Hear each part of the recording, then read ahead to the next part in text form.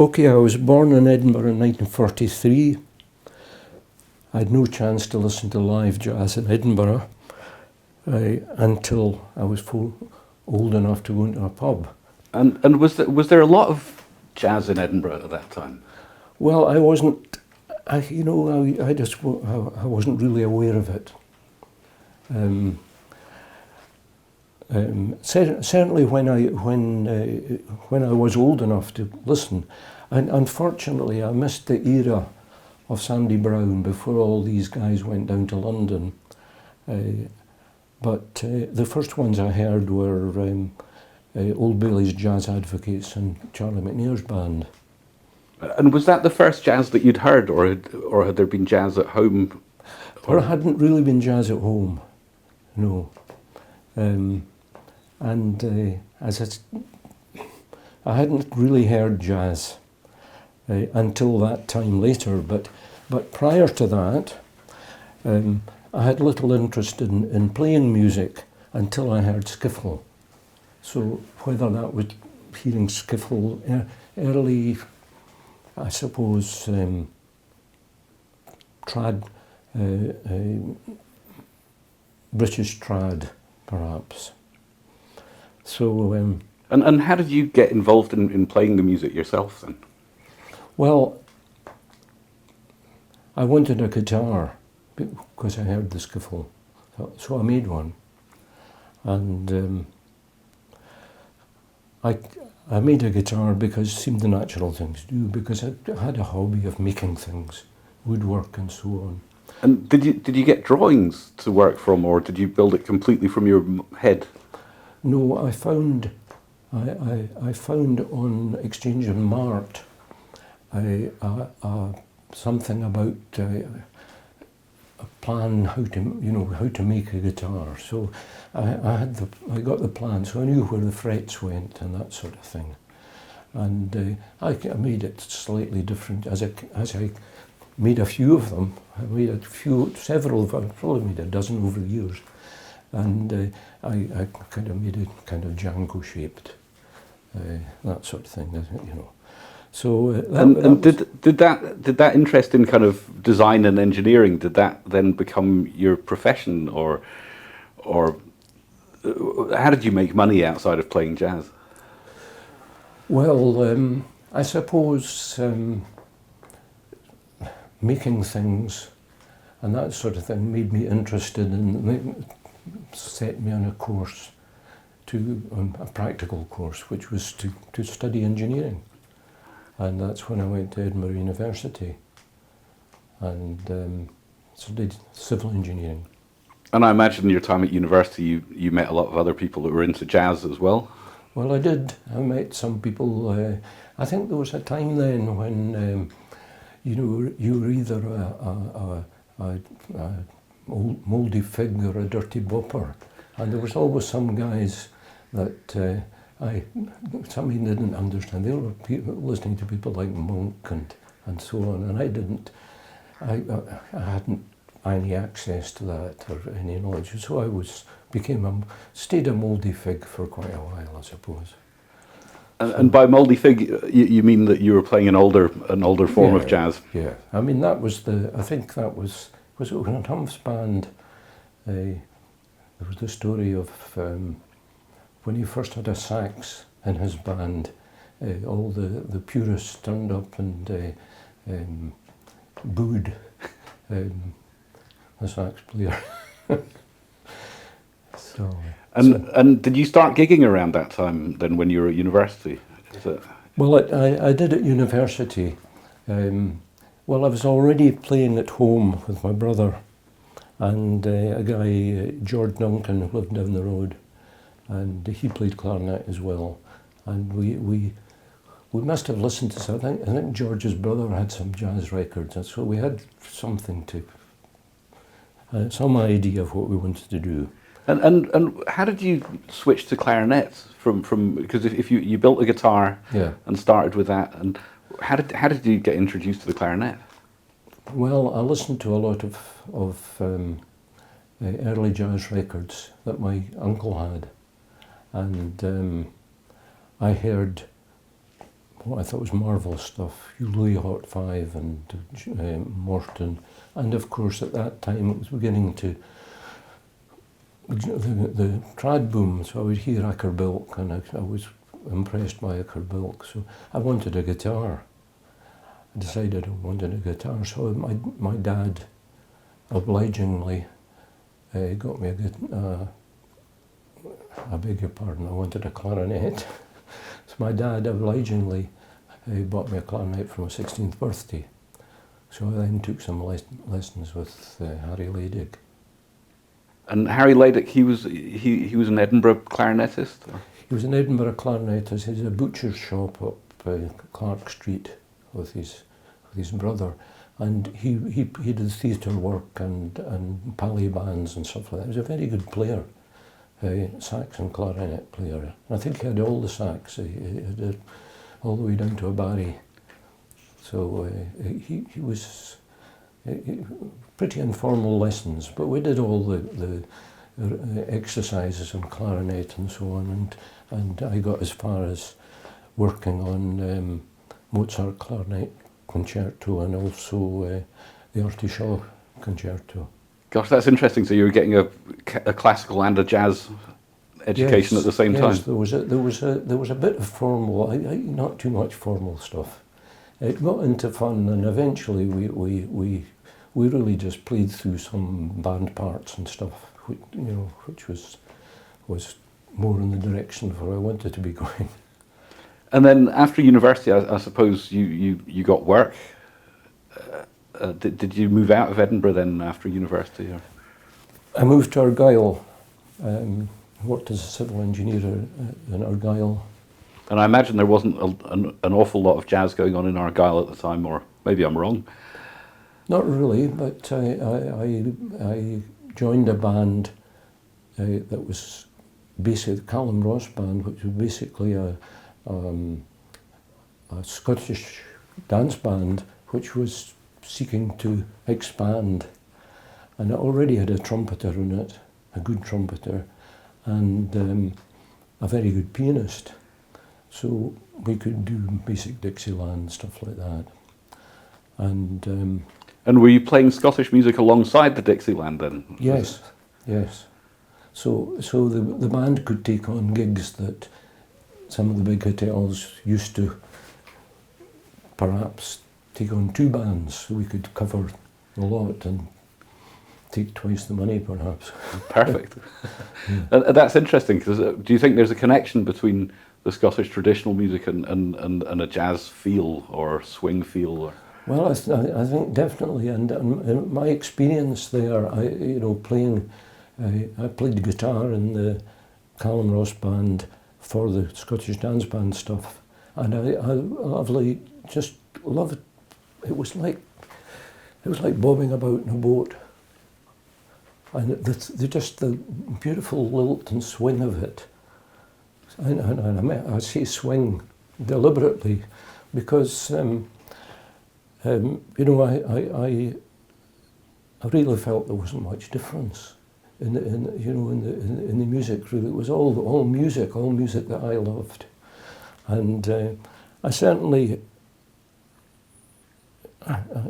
it's been said. It was said by Alan Barnes, who I've got to know quite well recently, that it's so many Scots have made their name in jazz with the help of something in the blood to do with the swing. I'm sure I remember a quote by Duke Ellington when he played in Glasgow. He said, the thing that Scots and us have in common is swing. Yes, I believe that. I heard that.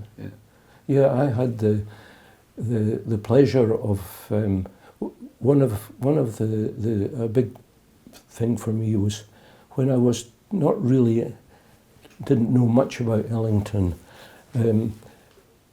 meeting up with some guys that were going down in a van to Newcastle. Ellington was appearing in Newcastle. It must have been the old Newcastle Town Hall, because I remember seeing Hodges looking up at and he just played and looked up at this just looked up at the roof, and it was just wonderful. And Cootie Williams was still there, although I think he wasn't well and didn't play too much. Cat Anderson, all of the top guys were still there in that band. And a few years later, they moved on. So what an experience! And so there you were in Argyll. Did you travel much with music, or did you tend to play local wherever your job took you?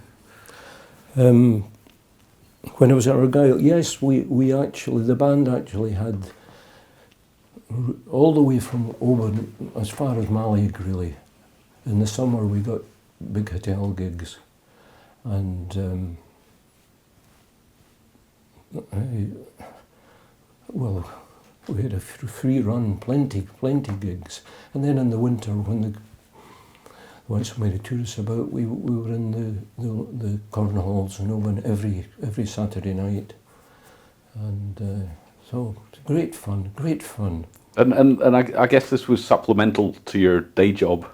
You weren't a professional musician at any point. No, but nevertheless, in playing in that band, I made more money than. In fact, I remember sometimes when I was in the day job, I was sometimes working on site. So I played a caravan on site, so I didn't have to pay for digs. So my band money went in my hip pocket, and my salary went in the bank. So it was a nice time. Absolutely, and without the pressure of having to make a living from music. Indeed, because we know how precarious that can be. Oh yes, indeed. I'm sure. I don't think I ever envied professional musicians. Getting to know some later in life, and as I say, somebody like Alan Barnes, who's spending his life just going round and round from place to place. It's a tiring lifestyle. That's for sure. And so after Argyll, did you move again? I moved to the Borders after Argyll, and to a similar job, and immediately met up with quite a lot of jazzers. Firstly, notably, Alan Anderson, pianist Alan Anderson, who's still active in Edinburgh, I think. Haven't seen Alan for a few years now. But, and he organised jam sessions in a hotel in Kelso. He was living in Kelso at the time. I think his father was a solicitor and had a business, so which was in, I think, Coldstream, or maybe it was Kelso. So Alan was living there at the time. So eventually I met lots of Borders musicians, some with a bit of jazz in their background, particularly trumpeter Dave Young, who came from Hawick, and he was well into the brass band scene. But he also he'd been doing summer seasons in I think the Beach Ballroom in Aberdeen, would you believe, things like that. So he had a bit of jazz in him, and he was also a brass band man and a bit of a disciplinarian. So that was Dave. So I met him, and also a chap called Al Graham that played sax and clarinet, and a young trombonist who was he was not long out of school yet, and he was a junior. What do you call them? He'd won some award as a junior, junior work. So he was a pretty accomplished trombonist then. So anyway, I think that what's interesting is that your day job, as it were, has taken you to all of these places, and they're not places that one would normally associate with a lot of jazz activity going on. Indeed. So I guess you had to make things happen wherever you went, or find people that were like. To some extent, but I think it was there, and I think Probably. I mean, coming from the city, you tend to think that everything's there. But, you know, when you really look into it, it's all over the place. It's just thinner on the ground a bit, I suppose. But, so that was my experience. So, in the Borders, there was, you know, there was an enthusiasm there, and a lot of them were older than me then. But they remembered the town bands that played every weekend in all these border towns. You know, they were busy little towns, mill towns, not big populations, but and they all had their own band that played at the weekends and for dancing and so on. And they were saying, you remember the bands, can we not get something like that going again? So a group of us, including I, got involved in, because I was keen on the idea, and we discussed the possibility of starting a full 16-piece band, big band, and, you know, get Miller charts and Ellington, Basie, whatever. Oh, great idea. There's no way that we could pay a band like that. And so we set about thinking, how could we make this work? And we spoke to local charities and so on, and local businesses and so on. And I think eventually, with the help of a local paper, the thing got publicised and it sort of blossomed. So we decided we were going to set all this up in Galashiels. And we just went about it, and we got together, and there was such enthusiasm. And we spent evenings cutting up timber and whatever to make raised staging for the band, and making band desks, which were made out of, somebody gave us a huge cardboard tube from carpets, and we sawed that up and made it into band desks and that sort of thing. So we got huge enthusiasm, not just for the music, but for actually making this happen. So the music built a community around itself in a way. Indeed, yeah, it was fascinating. I think it would only happen in a small town like that, you know, the local paper and whatever. So eventually, the first gig we did in Galashiels, in the volunteer hall, it actually became the Gala Pally of yesteryear, and it was absolutely packed out, people dancing and everything, and the enthusiasm that was behind it. So from there on, the band got quite a lot of charity gigs.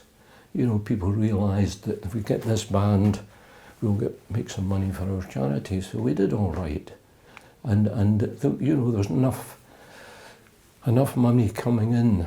You know, we obviously weren't paid anything, so there's enough money to keep it as it's like a small business in a way, I suppose. And that lasted. I suppose it lasted probably, from what I hear. I mean, I retired from it after 33 years because I'd had enough in a way, and quite honestly, it wasn't quite as good as it was.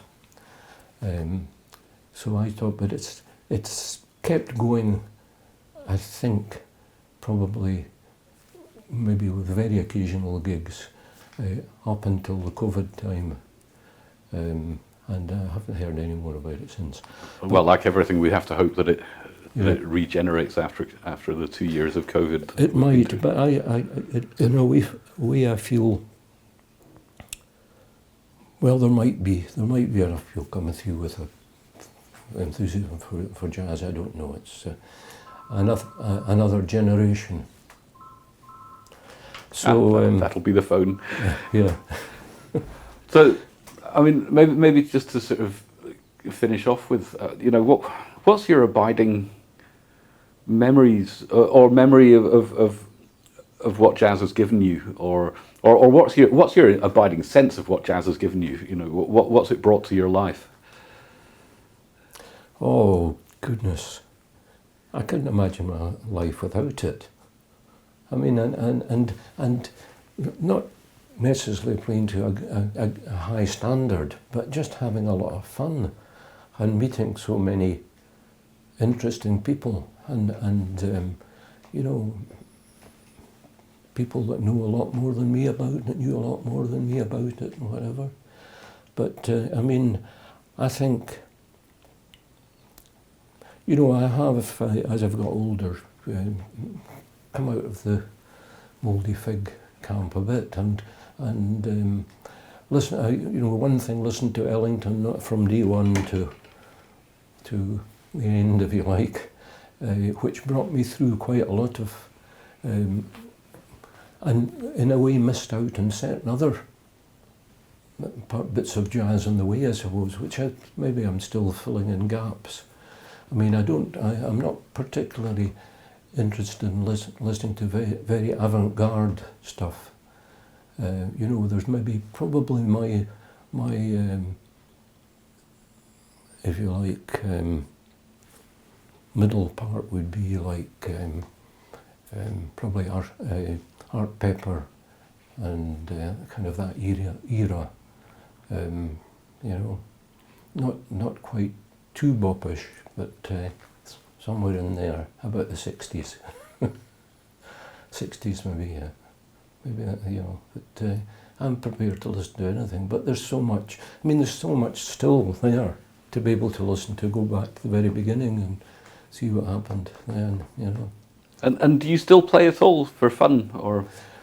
Well, the sax sits up there in my room, and one of these days I might put it in its box, but I daren't in a way, because I might put it in its case and not take it out again. But I did, I don't know if this is relevant to our discussion, but I started going to a place in Cumbria called Higham Hall College, which did all sort of arty things. And my wife and I had gone there for, you know, went to a philosophy weekend, or we went to Tai Chi weekend, because she used to live down in Keswick, effectively. In fact, it was the Keswick contact that literally got me with a contact with the Keswick Jazz Festival. So anyway, I started going these courses, and they were run by a guy called Glenn Phillips, who ran quite pretty successful big band in London. He claimed it to be the third best big band. It might well have been, a lot of good players in it. And so Len started this, and quite honestly, when I went there first, I'd never heard of a 251. I didn't know what it was. I didn't know what it meant. I suppose in the old stuff, you went straight from the two to straight from the 5 to the 1. So that was the beginning of a new, at that time when I first went, which was quite a long time. This overlapped quite a lot of other stuff that I was doing, like playing in the big band and the Borders Big Band. So I enjoyed that, and I went regularly. I went on an arranging course run by a guy called Mark Bassey, who's down in trombonist. He's down in South Coast. And Len he wasn't a great teacher, but we had a lot of fun. And there was also a concert at the end, so we prepared for, so with the arranging, I did a bit of arranging for maybe a friend that played tenor, so we had a tenor sax, tenor, alto and rhythm section, and did a little thing in for the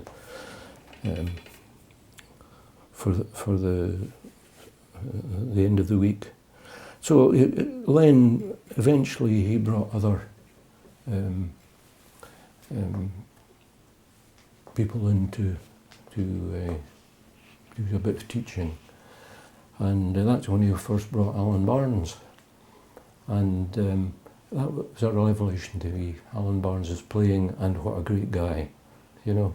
So I've got to know him pretty well, and I always make sure. I haven't gone, the last time, I might have told you this already, the last time I went to Higham was just early this year. And it was just Alan and I think, I don't know how he managed to make sure that we get the right, you know, it's just advertised as a master class, how we got the right, there were some regulars that I think we usually see, you know, book our place before the next year comes up. Anyway, it was a nice little group of 10 of us plus Alan. And we had piano, bass, a guitar, and one trombone, and the rest were saxes. So it was a good little group, and I thoroughly enjoyed that. I mean, I was getting a bit rusty because I've not been really practicing or doing much, but that was kind of made me feel better. I might go next year. If I've got an idea, I might name now for next year.